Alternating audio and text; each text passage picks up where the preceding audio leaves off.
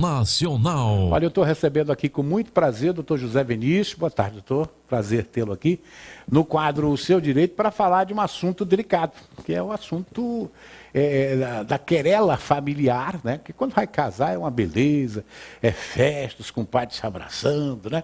Mas quando vai separar é uma confusão, uma divisão até de panelas, né, doutor?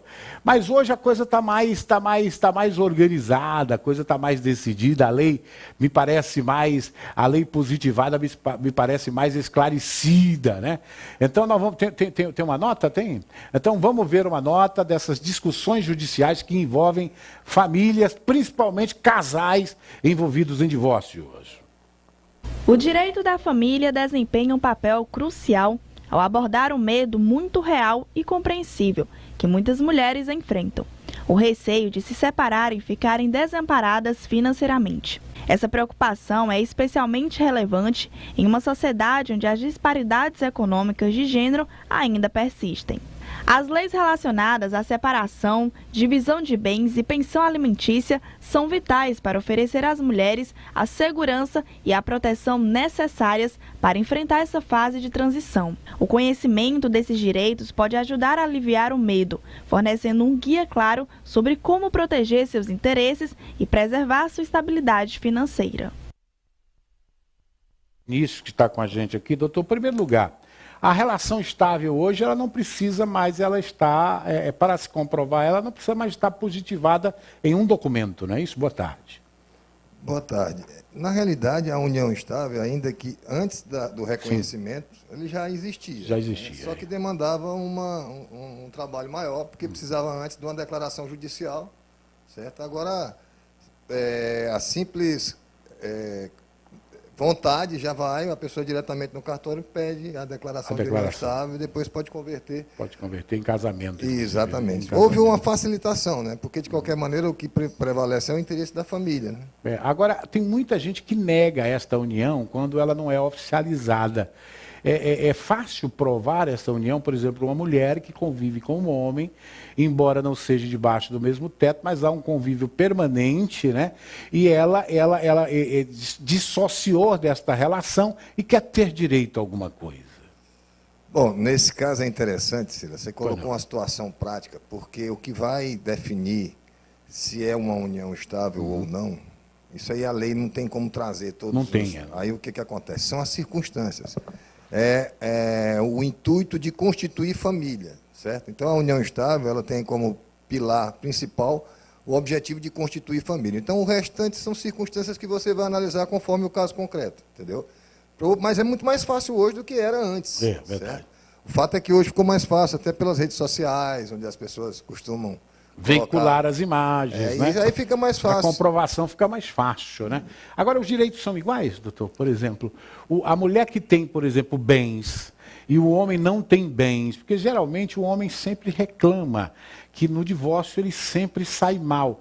O homem não tem bens, a mulher tem bens, ele tem direito a esses bens na hora do divórcio? Não existe essa separação. Não existe, não. Do mesmo jeito que a mulher pede alimentos, se ela precisar, o homem também deve pedir. O que define essa questão dos alimentos é a necessidade de um e a possibilidade do outro. A necessidade de quem está pedindo e a possibilidade, obviamente, de quem está, né, para quem está se pedindo. A guarda dos filhos, doutor, é outra decisão que o povo pergunta muito, né? Hoje ela pode ser compartilhada ou, na maioria das vezes, a guarda sempre fica com a mãe. Por quê? Bom, na realidade é bom que se desfaça um pouquinho esse mito, porque na realidade o regime legal de guarda é a guarda compartilhada. Sim. Certo? Ela só não é compartilhada porque às vezes a gente confunde, até os advogados mesmo, a gente se confunde às vezes, que a guarda compartilhada não quer dizer que a criança vai ficar para lá e para cá, para lá e para cá. Não se trata disso. É que os pais vão, né, como deve ser, os dois vão decidir sobre o que é melhor para o filho, a rotina do filho, eles vão decidir. E a exceção a essa guarda compartilhada, ela só acontece, infelizmente, quando um dos cônjuges não quer essa responsabilidade. Aí o que acontece? É criada uma comissão interdisciplinar para ver, né, a impossibilidade daquela pessoa de ter contato com o filho e, infelizmente, ele não vai ter. Entendeu? Vai ficar apenas pagando a obrigação que ele tem, e a outra parte, quem vai ficar com a guarda definitiva e única, exclusiva, é que vai definir como vai ser a vida dessa criança. Agora, doutor, no caso de divórcio, tem muitas mulheres reclamando aqui, inclusive, de que os seus parceiros, eles acabam disfarçando suas rendas, né? Se desobrigando, pedindo demissão dos empregos, indo para a informalidade. Isso tudo já há margem para serem fiscalizados, né? Sim, mas você entrou no outro terreno bem delicado, porque existem orientações, inclusive, para se fazer isso, né? Se camuflar bens ou coisa do gênero. Mas do mesmo jeito que se cria mecanismo para evitar, né, essa distribuição, sim, essa divisão, existe também outros do outro lado, que você, por exemplo, é muito comum algumas pessoas terem patrimônio e botar no nome de outras pessoas. Isso. Então, você pedir a desconsideração da personalidade jurídica, às vezes, ou perguntar, através de uma declaratória, se aquela pessoa que está com aquele carro, que é muito próximo àquela pessoa, tem condições de comprar aquele carro, enfim. Isso. É uma questão de estratégia, né? Como tudo na advocacia, é uma questão de estratégia. Então, eu posso, por exemplo, eu compro um carro, mas coloco do nome do meu irmão, né? Eu alego ali para o meu cônjuge que eu estou com o meu nome no Serasa, no SPC, e de repente vem um divórcio. O carro está no nome do meu irmão. E o meu cônjuge não tem direito, a minha cônjuge não tem direito neste carro? Bom, essa é a situação que eu acabei de colocar. Aí, que não é fácil. Mas a gente tem conseguido em algumas situações, porque a pessoa que está com o carro no nome dele, ele tem renda, ele declara essa renda para o imposto de renda. Então, assim, você vai buscar o caminho. É porque nada cai do céu. Aí o que acontece? Não é uma situação fácil de comprovar, mas se você tiver os mecanismos, hoje tem mais facilidade, né? Porque está tudo muito transparente à altura do computador.